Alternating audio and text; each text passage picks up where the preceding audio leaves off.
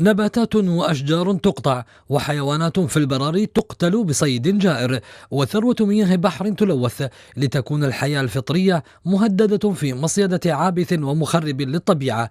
أوقفها ثلة من الشباب في مبادرة حلم أخضر. الفريق تأسس سنة 2015 وتم إشهاره عن طريق إدارة بادر في وزارة الشؤون، وتم جمع عدد من الشباب المهتمين في هذا المجال، مجال الحياة الفطرية، وخصوصا في مجال زراعة الأشجار البرية. يتكون طبعا حاليا من 7 أشخاص، وتم مجلس إدارة، وتم ضم عدد يمكن ما يقارب فوق 50 شخص،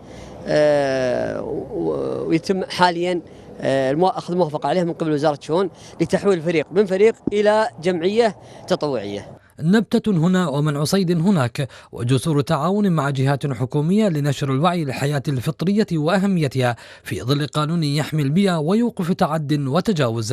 ابن الصحراء واللي خلاني أتشجع أكثر ملاحظتي لاندثار الحياة الفطرية، سواء النباتات اللي كانت موجودة والمتنوعة في الصحراء الكويتية، أو حتى بعض الحيوانات اللي كانت تذكر في الحياة البرية.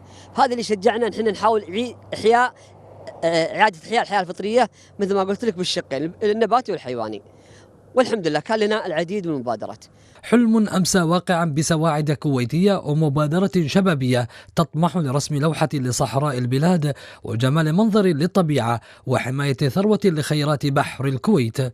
يعد مناخ دولة الكويت مناسبا لكثير من الطيور وهجرتها إلى البلاد، وهناك كثير من المحميات الطبيعية للحفاظ على الحياة الفطرية.